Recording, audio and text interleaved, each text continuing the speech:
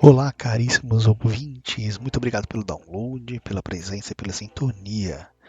Hoje nós vamos trocar uma ideia com uma gerente de projetos, que na horas vagas também é maratonista.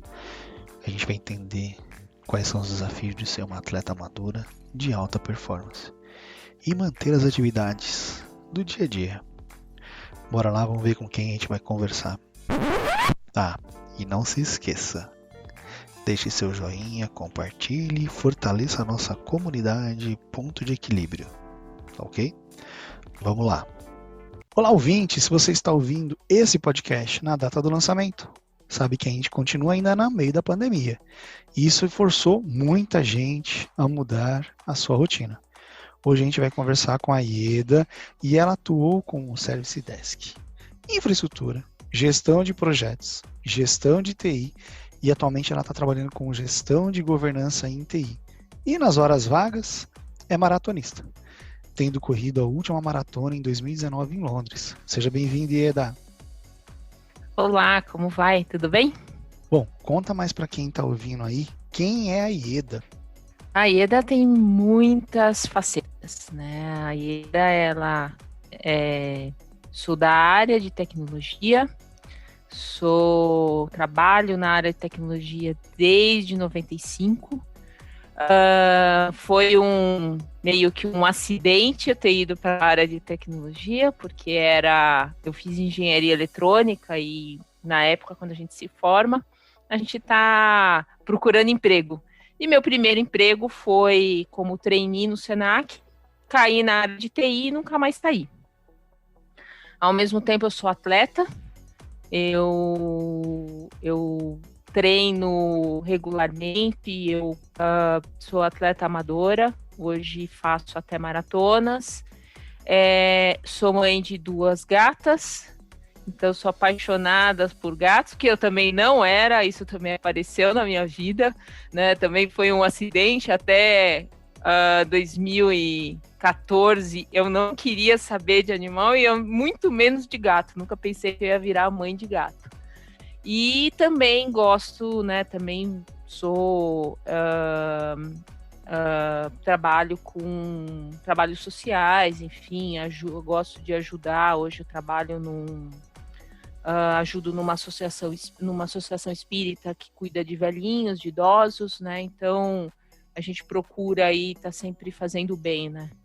E aí isso equilibra um pouco as nossas vidas. Bacana, bem bacana, são as facetas da Ieda que a gente São apresentou várias. aqui. Olhando aí o seu perfil, né, seu histórico, dá para ver que você veio bem nessa linha de tecnologia, né? Você já colocou que isso aí não era ideia, mas quais foram as dificuldades ou desafios que você encontrou nesse mundo de TI, né? Todo mundo fala, vou trabalhar na UTI, né? Então, é bem isso. Eu sou a menina da rede, né? Eu sou a menina de TI, o que já é raro, né? Quando eu resolvi fazer engenharia, eu queria fazer engenharia mecânica, mas por uma questão de atuação de mercado, eu acabei indo para engenharia eletrônica. Então já era raridade. Na minha turma de engenheiros, nós éramos em 80, tinham 8 mulheres.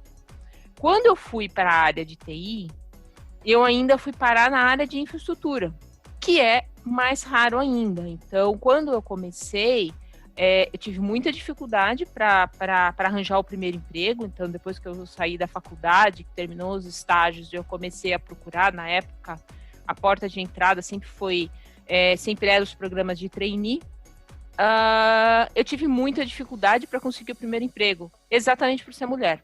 Tá? Então, não é discriminação, mas é uma coisa difícil, é uma coisa rara no ambiente ter mulher. E aí eu fui contratada, e até é engraçado, né? Porque fui contratada porque eu era alta. Né? A pessoa que me contratou, ele não tinha a menor ideia o que eu ia fazer. Eu fui contratada do SNAC, e eu fui contratada, a única coisa que a pessoa sabia falar é que eu era uma pessoa alta. E aí eu tive algumas sortes na vida, né? E aí a gente tem que entender um pouco que é sorte do que você vai atrás. Eu entrei no período que estava iniciando um boom na tecnologia. Então, muita gente estava saindo do mainframe, indo para baixa plataforma. Eu entrei no mercado nessa época e o Senac estava fazendo isso. E aí eles deram uma grande chance para mim. Eles contratavam consultores e, ao mesmo tempo que implementavam coisas, eles tinham que me ensinar. E aí eu passei, em um ano, eu aprendi tudo de rede, eu aprendi de sistema operacional, eu aprendi de WAN, de LAN, de e-mail, de firewall. E o meu currículo, em um ano, eu passei de uma pessoa que não sabia nada para uma pessoa super conhecida. E a partir daí, o meu currículo virou um currículo interessante.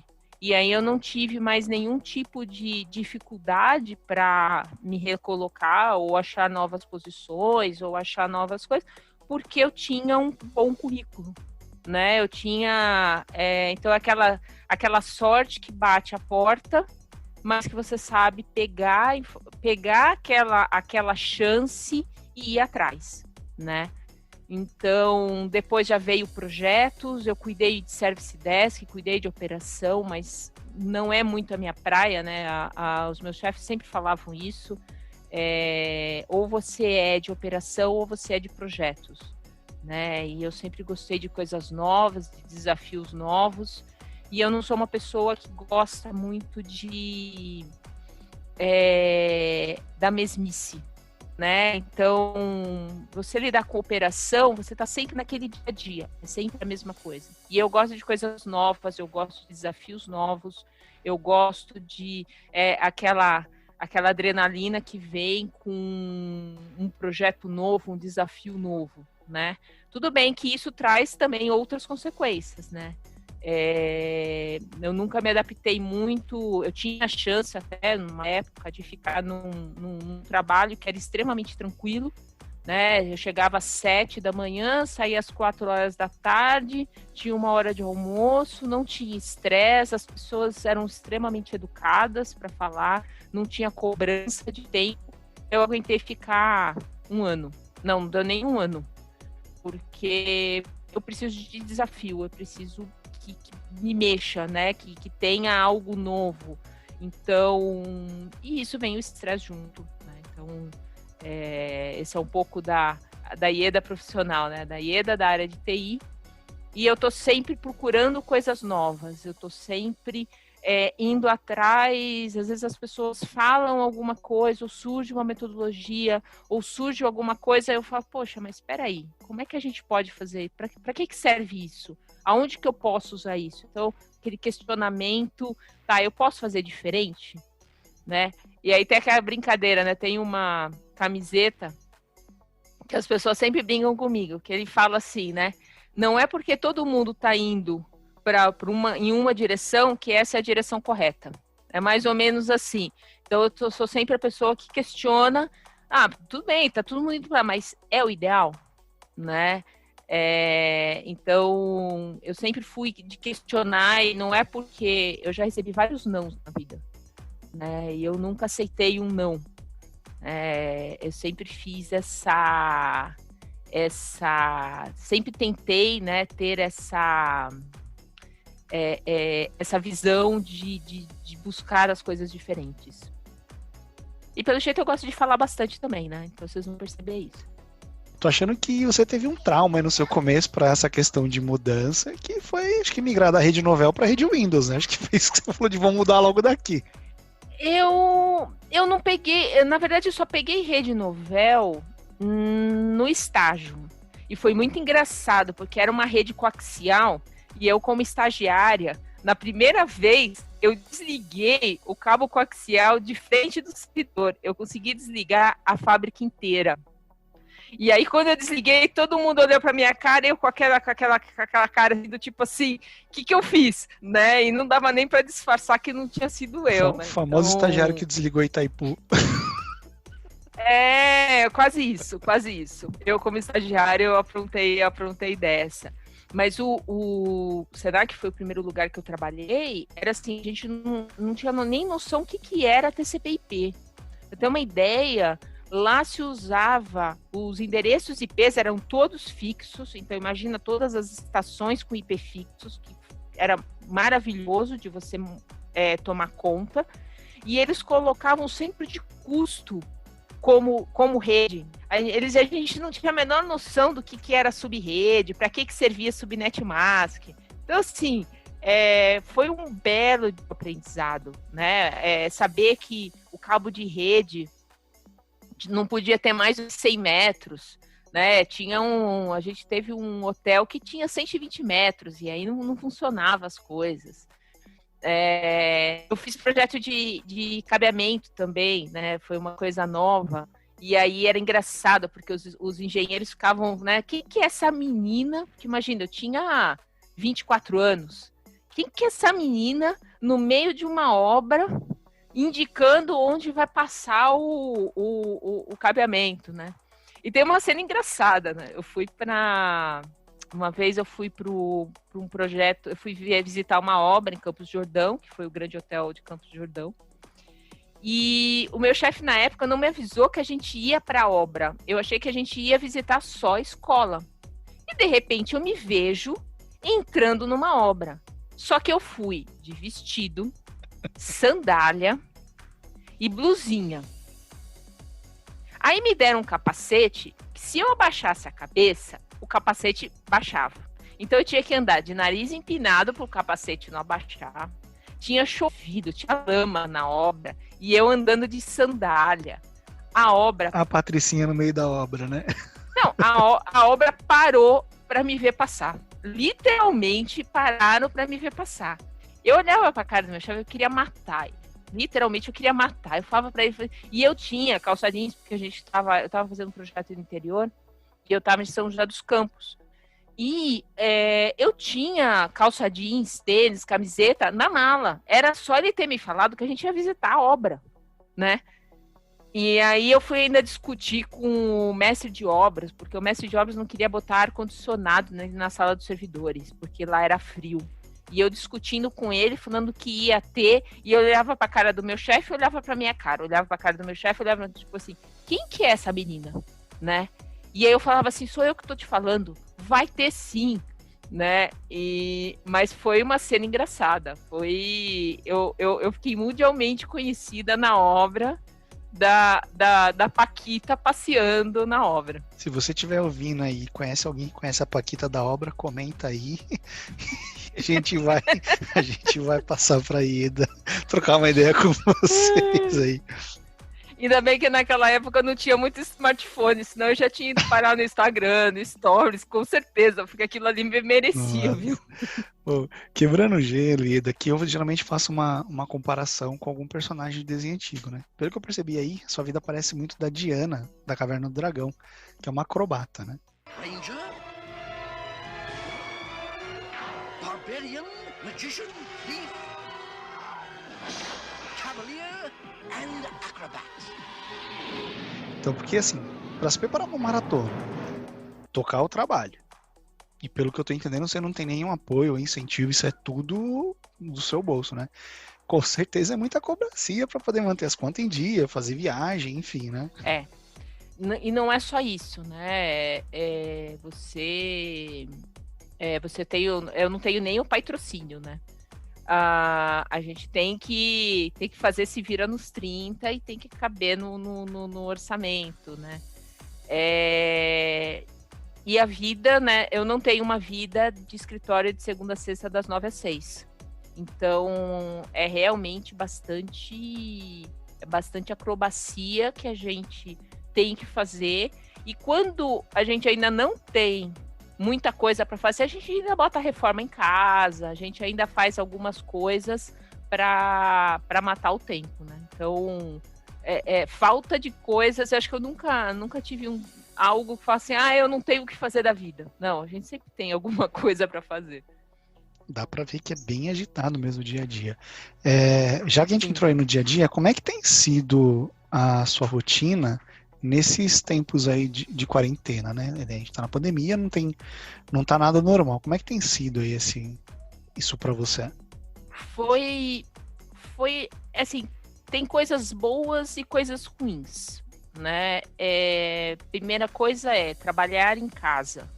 Eu acho que essa foi você se disciplinar a ter horário para entrar e horário para sair é um dos grandes desafios. Eu volta e meia me vejo 9 horas da noite trabalhando. Começo 8h30 e vou até as 9h30. Tinha uma coisa quando eu trabalhava no escritório que ajudava. Eu lia no trem. E isso me ajudava a ter eu chamava do túnel do tempo, né? É como se eu entrasse no trem e eu fosse lendo, eu desconectava do trabalho e eu conseguia desconectar do trabalho e entrar na minha vida pessoal, vamos dizer assim. Trabalhando em casa, eu não tive essa chave. Então, dava 9, 10, 11 horas e muitas vezes eu fui dormir e não conseguia dormir porque eu não conseguia desligar a cabeça, né? Então, uma das coisas que eu coloquei é ter esse período de desligar, né? Ou seja, ou ler um livro, né? E aí você muda a sua cabeça. Eu estou tentando fazer meditação, o que é uma coisa muito difícil para mim, mas é uma coisa que eu estou tentando fazer, que é para conseguir fazer essa desligar da chave, né? Então isso foi ruim. A outra coisa, por outro lado, eu ganhei qualidade de vida porque eu não tenho 1h30 de deslocamento de dia, então eu dava 2h30, 3 horas de deslocamento por dia, né, considerando a ida e a volta. Eu não tenho isso, então você tem uma qualidade, eu não tenho que ficar pegando trem com problema, né? Isso te dá uma qualidade. Na hora do almoço, eu consigo fazer a minha siesta, então eu consigo, às vezes, dar uma dormidinha, 10 minutos, que você tira aquela soneca, te dá uma força. Então, isso ajudou. E os meus treinos foi complicado, porque foi uma época que teve muita cobrança. Eu continuei treinando, eu não entrei na vibe de treinar em casa, quer dizer, eu fazia funcional em casa, né? Mas eu saía para treinar na rua. Eu não fazia que nem gente que ficava dando volta na varanda, até porque eu não tenho espaço aqui em casa para ficar dando volta, eu ia ter que ficar girando em torno de mim, né? Mas eu continuei continuei saindo e acho que foi o único momento que eu via pessoas, foi quando eu saía para correr. Mesmo assim, eu estava saindo para correr 5h30 da manhã, né? Eu não encontrava quase ninguém. Já aproveitava, passava no mercado, passava na padaria e voltava para casa. Então, eu tentei manter os meus treinos mais como uma válvula de escape. Teve muita pressão social, inclusive, de Instagram, Facebook e afins, do tipo, por que não sai de casa, fica em casa, não treina, por que você está treinando, né? Eu tive aí muita pressão, mas eu segui, eu segui até porque eu corria num lugar isolado e não encontrava muita gente, né? E aí, a hora que começou a ser obrigado a correr de máscara, eu passei a correr de máscara. Então, eu mantive os meus treinos. O duro foi funcional, né? Fazer funcional em casa é um tanto quanto complicado. Com gato é mais complicado ainda, né? Porque o gato pula em você, a minha gata tinha medo de mim, eu começava a fazer funcional, ela se escondia com medo. Então, tem até a parte engraçada de você treinar em casa, né? Deu pra ver. Imagina assim, eu andando na rua de máscara já fico ofegante. Imagina correndo, né? Dado a proteção que a gente tem que ter. Treino de tiro é divertido. Eu vou te falar que é bem divertido. Os primeiros treinos eu sofri bastante. Não foi fácil, não. Mas depois você se acostuma, né? Apesar de quando eu chego eu treino dentro do Campo de Marte, quando eu entro no Campo de Marte, eu tiro a máscara, por ser um ambiente mais fechado. E eu tento manter a distância para outra pessoa, mas quando eu tô na rua é lei, não tem jeito, você tem que correr de máscara, né? É até engraçado, porque hoje parece que as pessoas esqueceram. Eu fui no feriado, não, foi domingo que eu fui correr, tinha, assim, acho que só tinha eu de máscara. Quem tava na rua tava correndo sem máscara, pedalando sem máscara, como se não tivesse mais problema nenhum. E a gente ainda tem uma lei, né? Então, independente se você gosta ou você não gosta, a lei tá aí para ser seguida.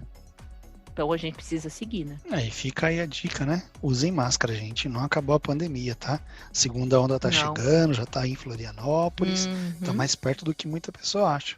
O pessoal acha que tá acontecendo aí só na França e Alemanha. O negócio tá pegando no Brasil. Pois é. Dada que você já falou de alguns desafios, mas qual foi o maior desafio que te motivou a mudar, né? Tipo, olhando assim do todo, você fala, puta, esse desafio aqui mexeu comigo e me forçou a mudar o meu ser. Eu acho que foi em 2015. Eu tive um período em 2012, muito estresse, né? Pra variar. E aí foi uma época que eu troquei de emprego. A hora que eu troquei de emprego, os meus tempos da maratona melhoraram que nem água. E aí eu posso garantir o efeito, eu comprovei o efeito que o estresse faz na nossa vida. O meu tempo entre eu pedir demissão, né, começar na outra empresa, o meu tempo por quilômetro, ele melhorou em 20 segundos. Você melhorar 20 segundos, 30 segundos por quilômetro em 15 dias, assim, é um negócio surpreendente, tá? E eu consegui fazer isso por quê? Porque diminui o meu estresse. E aí eu tive um período em final de 2012, 2013, 2014, com um volume de estresse muito, assim, mas era mais baixo, tá? E aí os meus tempos melhoraram. Eu comecei a fazer tempos em corrida que eu não fazia, eu jamais imaginei na minha vida, né? Foi quando saiu o meu índice para Boston. Quem corre maratona, correr em Boston, ele é quase, vamos dizer assim, é o ápice do atleta amador, né? Porque você vai para Boston, para você correr em Boston, você precisa ter índice. E não são índices fáceis de ter. E eu consegui. Em 2012, saiu o meu índice, em junho de 2012. Eu estava, até março, eu já tinha desistido. Eu estava em março, eu ia correr uma maratona em junho, né? E aí eu já tinha desistido, porque assim, eu estava muito ruim exatamente por causa do estresse. De abril para junho, eu melhorei de tal forma que meu índice saiu em junho. E aí eu continuei treinando e os meus tempos melhoraram. Eu fui para Boston em 2013. Eu sou a pessoa que eu estava lá na corrida fatídica da bomba. Passei meia hora antes. Continuei com tempos bons. Em 2014 foi quando eu voei baixo. Eu estava assim treinando e tendo ótimos resultados. E aí eu voltei para Boston, eu resolvi voltar para Boston em 2015, né? Eu consegui o índice, pra ter uma ideia, como eu estava voando, eu consegui o índice para Boston de novo em 2014 em São Francisco, que é uma prova de sobe e desce. É uma prova com muitas subidas e descidas, de tanto que eu estava bem. Quando chegou em 2015, o meu estresse aumentou, os meus tempos desabaram. E aí eu não conseguia mais correr naquele ritmo que eu corria em 2014, 2013. E aí eu comecei a me cobrar. Primeiro, a primeira questão, eu acho que foi a grande questão, é a sua vaidade, né? Você começa a não ser mais capaz de colocar aquele pace, aquele tempo, a vaidade bate, né? A segunda, os meus treinos começaram a virar fonte de estresse para mim.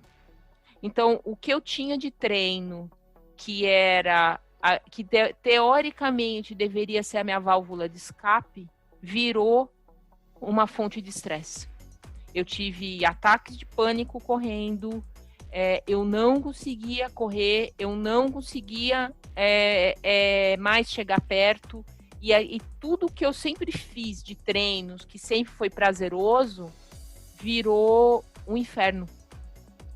E eu demorei, foi final de 2015, 2016, foi quase 1 ano e meio para eu fazer as pazes com a corrida. E aí eu aprendi que, em primeiro lugar, eu sou uma atleta amadora, eu tenho treinos, né? Eu tenho planilhas de treinos e eu tenho uma sequência de treinos igual ao atleta normal, é claro, o volume menor, né? Não dá para fazer o volume que eles fazem, mas eu tenho uma sequência de treinos, vamos dizer assim. Mas eu não posso me cobrar como um atleta.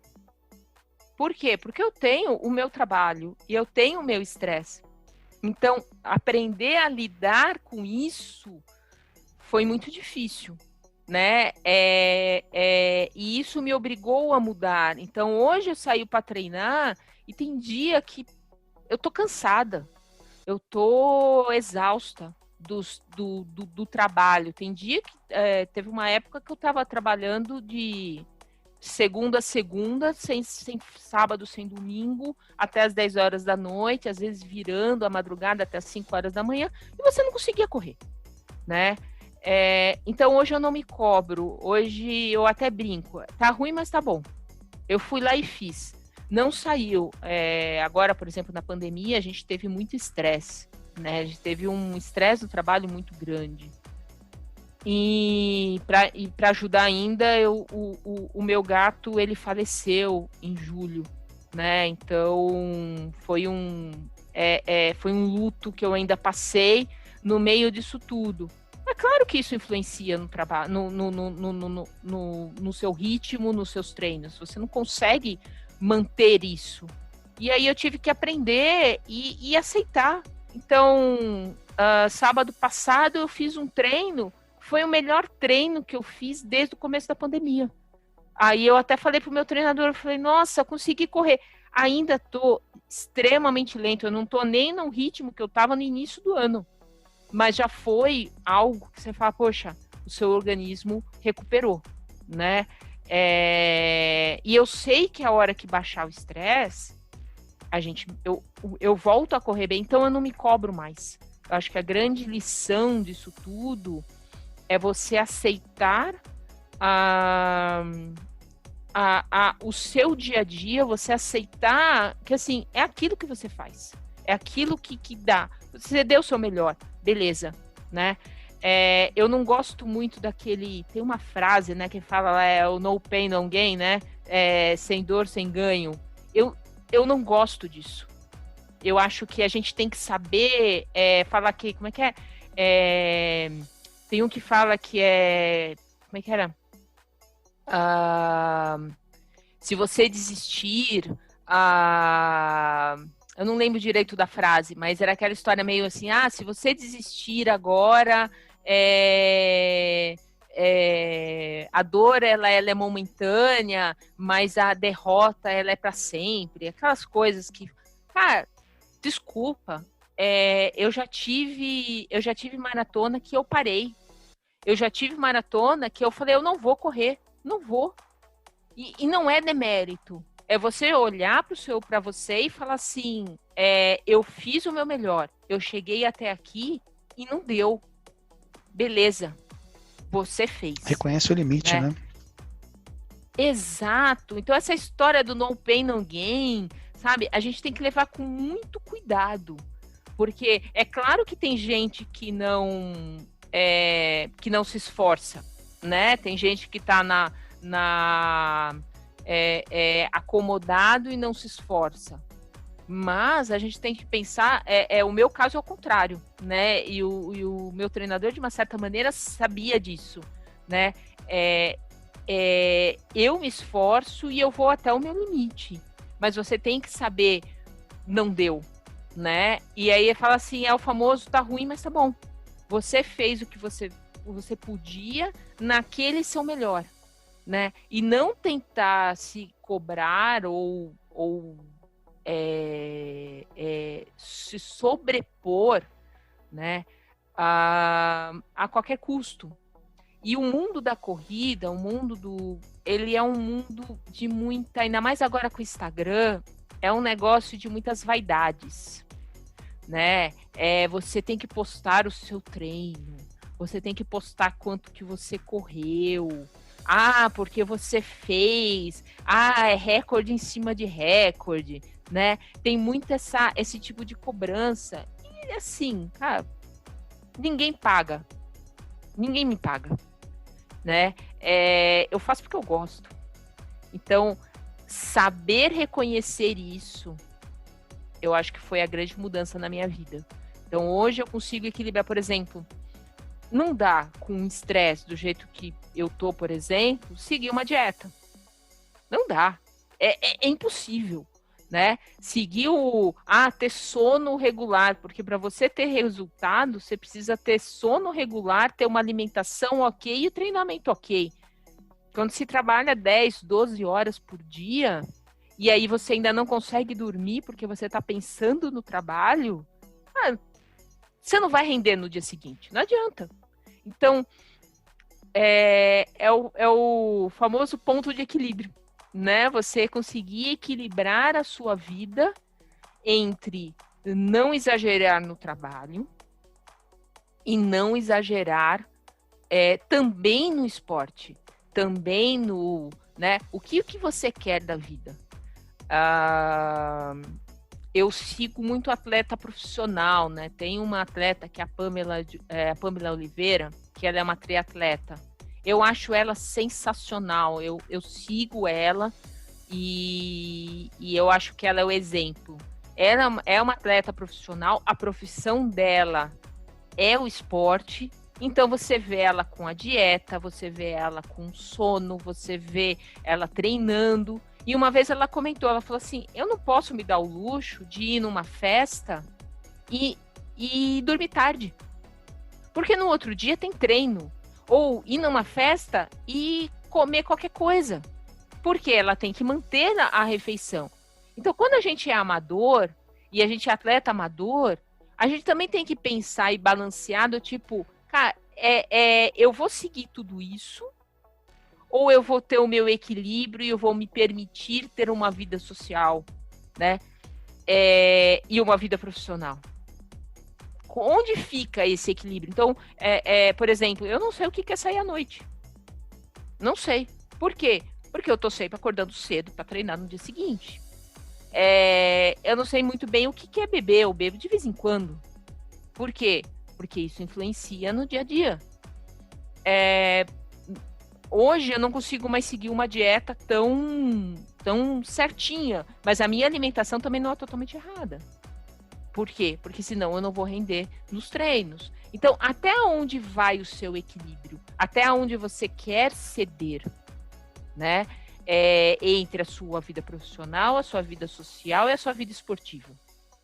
Então, equilibrar tudo isso. E no meu caso, assim, eu não tenho família. Quando você tem filhos e marido, aí a coisa fica mais complicada ainda.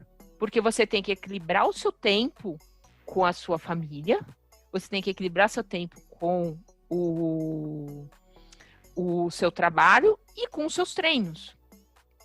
Se a gente pensar, por exemplo, no Ironman, que são treinos gigantescos, são várias horas de treino, o Ironman tinha uma... agora parece que eles bloquearam isso, né? Mas eles tinham uma época que a família cruzava a linha de chegada com os atletas. Isso tem uma simbologia importantíssima. Por quê? O Ironman, imagina, o cara treina, ou a menina treina, de manhã, às vezes na hora do almoço e às vezes à noite. 6 dias por semana. De sábado e domingo, são 5 horas de treino.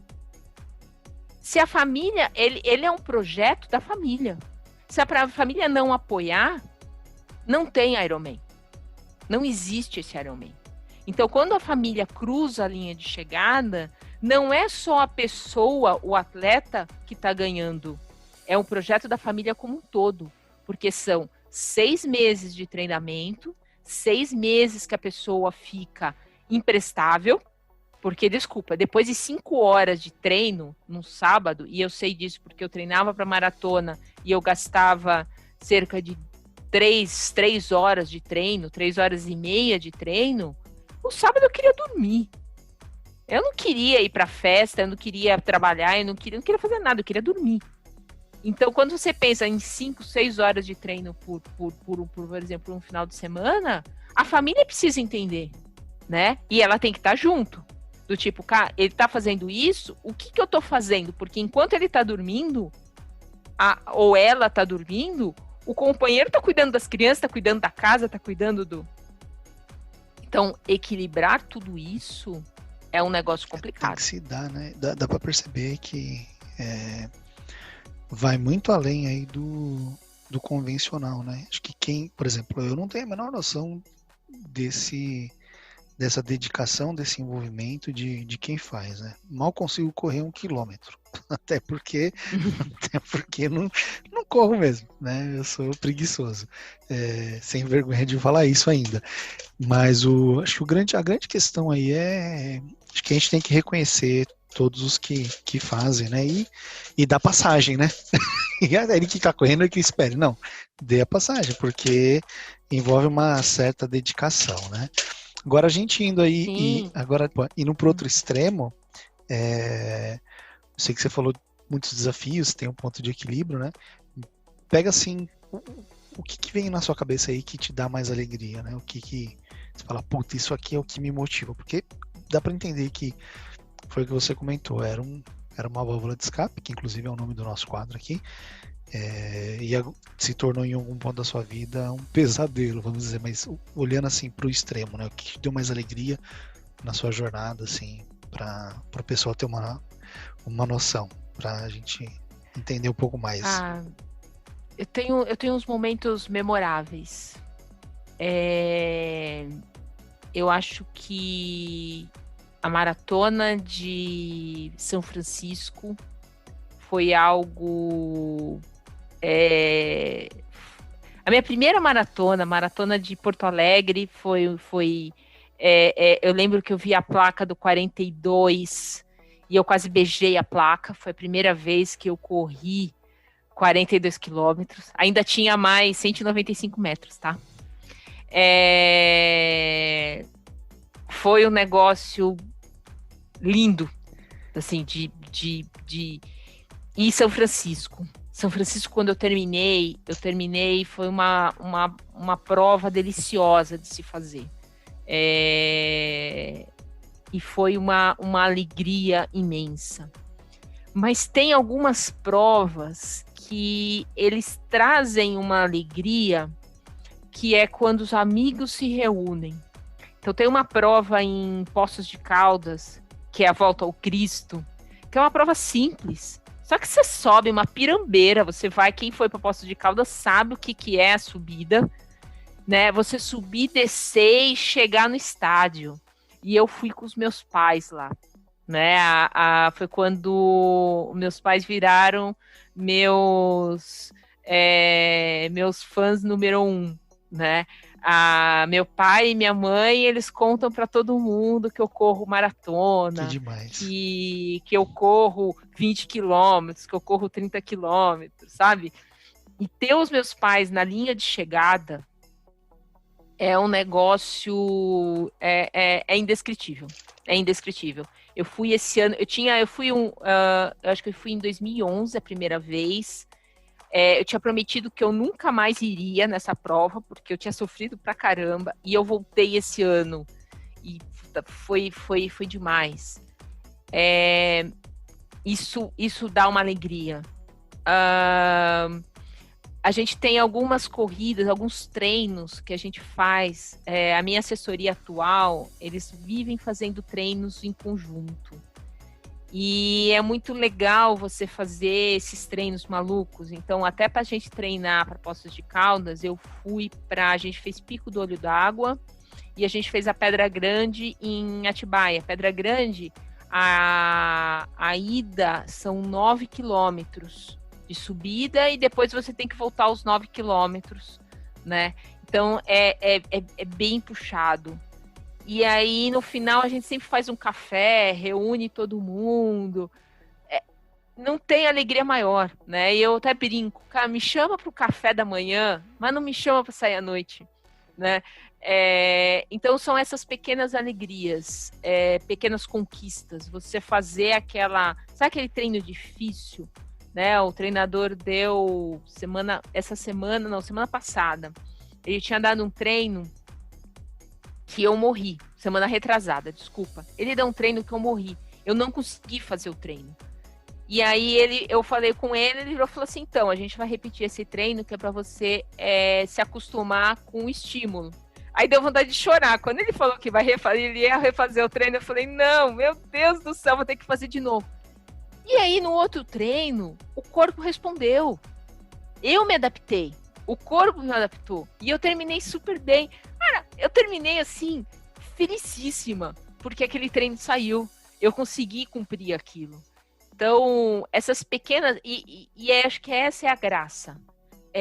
Não é você bater recorde, você fazer o seu melhor tempo numa prova. Isso é legal? Beleza. Mas essas pequenas conquistas, você conseguir subir uma pedra grande, você conseguir completar um treino legal, isso te dá uma alegria que não tem preço que pague. Imagina, do jeito que você falou aí, parece que você vai repetir na prova e aí você tira o 10 na sequência, né? Sim. Tem eu li um texto, tem uma conta que eu tô seguindo no Instagram que chama Wagner Romão. Ele é um atleta, na verdade ele é triatleta. Ele foi do pentatlo, da seleção de pentatlo masculino do Brasil. Então ele é atleta há muitos anos. E ele contou uma história que ele falava assim, todo treino que você faz, isso era o treinador dele, que eram franceses, e acho que tinha um alemão, que eles prezam muito pela qualidade. E aí ele falava o seguinte, todo treino que você faz, você coloca uma bola, todo treino que você faz com bem feito, que você se empenhou, que você realmente fez aquele treino completo, você coloca dentro de uma sacola uma bola azul. Quando você faz um treino de qualquer jeito, você põe na sacola uma bola vermelha. E aí, quando você vai para a sua prova, você tem uma sacola cheia de bolas azuis, com algumas vermelhas, ou uma sacola cheia de bolas vermelhas com algumas azuis. E aí, no dia da prova, é como se você pegasse uma bola desta sacola. Você pode pegar uma bola azul e aí a sua prova ser maravilhosa, tudo der certo. Ou, mesmo você tendo muitas bolas azuis, você pode pegar uma bola vermelha. E aquela prova não ser legal. E aí você ter que reconhecer o que não deu certo e bola para frente, para a próxima. Mas a chance de você ter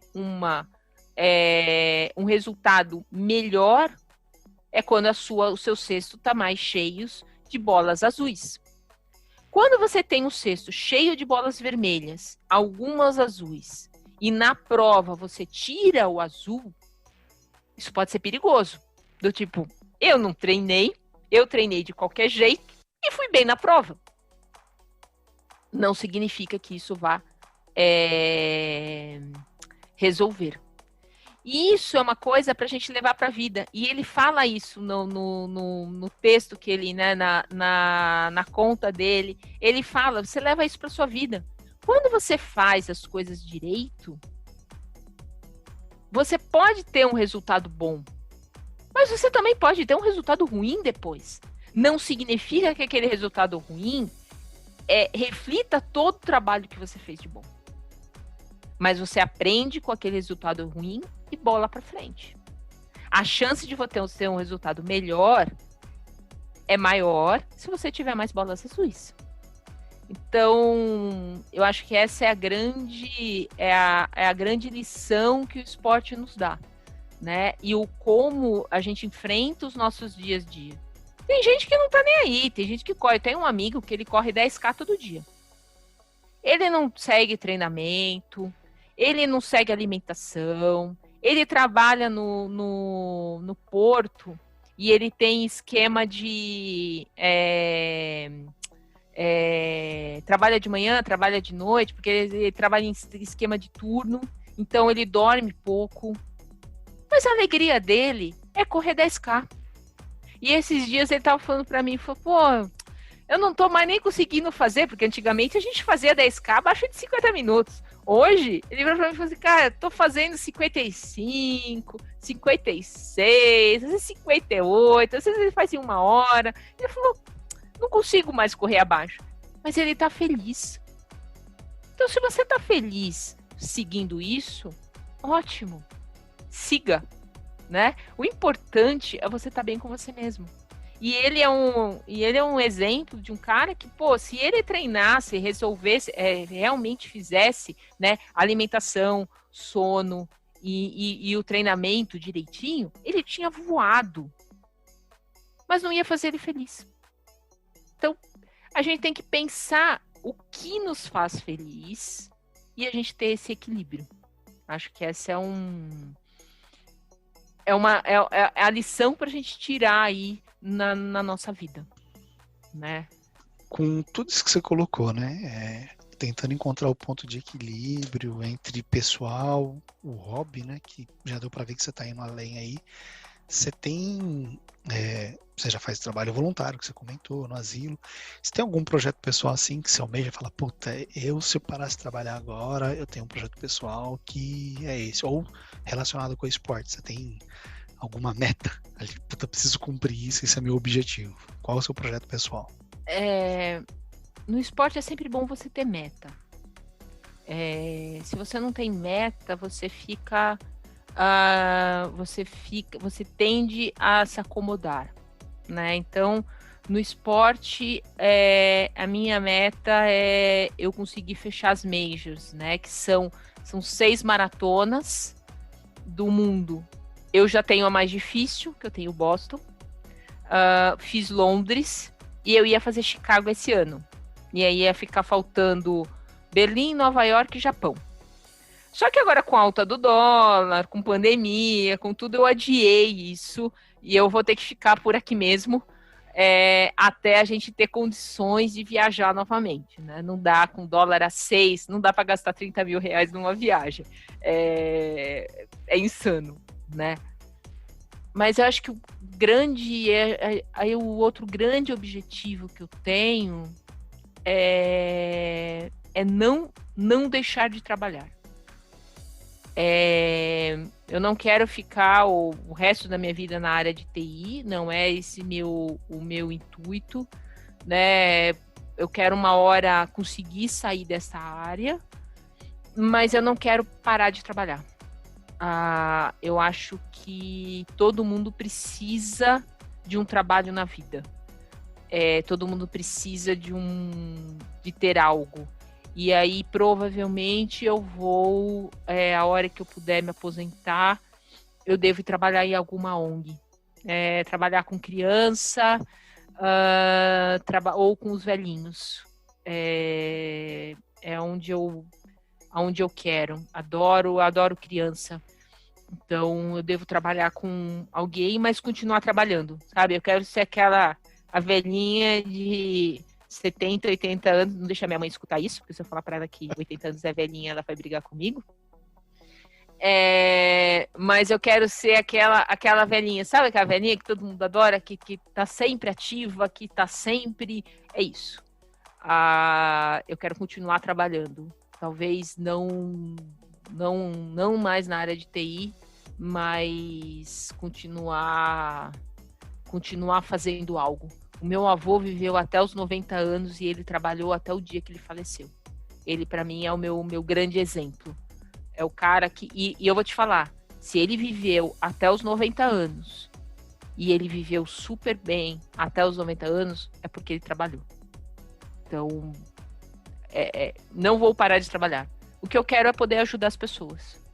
Acho que é poder dedicar um pouco mais do meu tempo a ajudar o outro, sabe? Yes. Eu sou voluntário numa ONG, estou um pouco afastado. De fato, acho que a coisa mais importante que a gente tem para fazer é o tempo, né? Dar ao próximo. Sim. Enquanto eu não posso, né? Enquanto eu não posso, eu vou ajudando. Então, eu tenho minhas amigas que resgatam os gatos, né? E aí eu sou a madrinha que ajuda nos resgates, né? Então, tem um monte de gato aí nascendo que a gente precisa castrar, que a gente tem que vermifugar, que a gente tem que fazer. Então, já que eu não consigo botar a mão na massa por causa da vida, eu ajudo financeiramente. Não é o jeito ideal, né? Não é a maneira ideal. Eu falo que é a maneira mais fácil que a gente tem de ajudar o próximo, mas eu tento fazer alguma coisa pelo menos, né? Então eu sou a madrinha dos gatos. A gente sempre procura fazer independente, né? Acho que assim, mais prazeroso é estar no meio, mas se a gente consegue, por exemplo, eu continuo colaborando mensalmente com a ONG e quando dá, eu vou presencial. Nessa época de pandemia, até a própria ONG reduziu as atividades presenciais, eles estão voltando, né? Só preciso tomar coragem aí para fazer esse trabalho. Aqui no podcast a gente tem 2 quadros, né? O válvula de escape, que aqui é a ideia que você já colocou, né? Você teve uma válvula de escape que foi no momento e já não foi mais. Então, não sei se você tem alguma outra válvula de escape que você usa para ter o seu momento, para você entrar num estado mais tranquilo, harmônico. Diga-se de passagem sem preocupação, se isso é possível. Eu acho que tem 2 coisas, né? Eu acho que a gente precisa fazer, né? A primeira eu tô ouvindo muita música de piano, muita música instrumental. Eu tô começando a voltar a fazer meditação. Eu acho que isso é uma coisa que ajuda a acalmar, apesar de eu ser extremamente ligada no 220, a cabeça não parar, você fazer meditação é um negócio... E uma pessoa falou para mim uma coisa de meditação que é interessante. Não é ausência de não pensar. É você prestar atenção, é como se você estivesse vendo um filme do que você está pensando. E isso fez uma diferença nos exercícios de meditação. Não existe não pensar. Você continua pensando, mas você começa a prestar atenção. E aí você começa a harmonizar um pouco mais o seu organismo, né, energeticamente. A outra coisa é você ir atrás de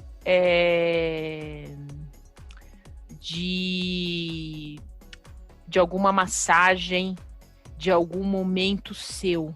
Eu acho que são coisas que ajudam você fazer alongamento, você fazer uma sessão de alongamento, uma sessão de massagem. Ele te ajuda a você harmonizar o seu organismo, né? A você fazer parar o mundo, né? Você conseguir parar um pouco. Isso é o que anda me ajudando nesse momento pós-pandemia. Eu também eu tenho meia hora de brincadeira com os gatos. Toda noite eu passo meia hora brincando com os gatos. É uma terapia para eles, porque você faz os gatos gastarem energia e eles precisam disso. Então é uma responsabilidade como tutora fazer isso. E, ao mesmo tempo, te ajuda a ter aquele período gostoso para você. Então, isso tem me ajudado bastante também. Bacana, é terapia pros gatos e pra você, né? Então, as dois acabam. Uhum.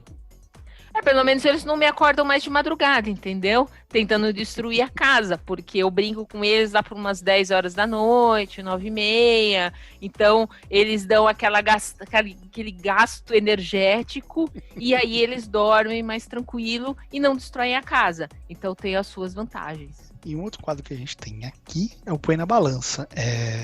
Aqui é uma indicação, né? Então, a gente teve aqui o Gabriel, que indicou fazer trabalho voluntário. A gente já viu que você já faz trabalho voluntário. O Eric, ele era um gestor de RH, ele fala que ele gosta de metal e de filmes trash, né? Então, qual é a sua indicação aqui pro pessoal que tá ouvindo? Vá fazer sempre alguma atividade física. Inclua atividade física na sua vida. Que seja caminhar, que seja dançar, que seja jogar tênis, que seja qualquer coisa, mas vá se mexer. Vá fazer alongamento, vá se mexer, vá fazer pilates, ache uma atividade física que você goste e vá fazer. Eu acho que a atividade física ela ajuda no nosso bem-estar. E a gente anda muito sedentário. E aí isso faz mal para o nosso organismo. Então, acho que a dica, e não podia ser diferente, né? Para quem é atleta, eu não sei o que é não fazer atividade física, tá? Eu fiz balé faço balé desde os 7 anos, parei com 15, fui para condicionamento físico, fui nadar e agora eu corro. Então, eu sempre fiz atividade física. E acho que é algo que todo mundo deveria fazer, né? Crie o hábito. E você só vai criar o hábito se você persistir. O hábito só vai aparecer se você seguir uma rotina. Aí aparece o hábito. Se não, não dá certo. Então, vai andar 20 minutos. Sabe? Pegue aquele momento, vá com a sua esposa, vai com seus filhos, vá andar. Que ande 20 minutos. Né? Vá pra piscina, nade, faça qualquer coisa. Vá fazer dança de salão, não interessa, ou uma luta, qualquer coisa, mas se mexa. Acho que essa dica veio na minha fuça aqui, porque eu tô precisando fazer isso. Ieda, obrigado pelo seu tempo, a gente tá gravando tarde da noite aí, sei que tá cada um em sua casa, mas obrigado mesmo aí pela disponibilidade, né, por ter atendido. Onde que o pessoal pode conhecer mais aí sobre você, colocar os links pra gente poder divulgar aqui pro pessoal, onde que o pessoal pode te encontrar? Acho que o mais fácil é o Instagram, né, que é o @Ieda com Y, C de casa, B de bola, né, Ieda CB, ou LinkedIn. Mas eu acho que o Instagram é um pouco da minha válvula de escape, né? Onde eu posto os meus doces, onde eu posto o que meus gatos aprontam, falo de treino, né? Então, fico te pegando memes da internet, fico pegando os memes de internet de Scrum e Agile, né? E uma coisa que eu tô querendo fazer também agora no LinkedIn é começar a escrever textos falando um pouco de esporte e trabalho, né? Eu tô com algumas ideias aí de começar a escrever algumas coisas. Então, por exemplo, né, quais as lições que o ciclismo nos dá. Eu tô viciada em ciclismo, eu tô viciada em Tour de France, Giro da Itália, Volta da Espanha e as grandes voltas. Não vou andar de bike, não é minha praia, mas eu acho o trabalho de equipe sensacional e eu já tirei várias ideias pensando um pouco sobre liderança que o ciclismo nos dá, né?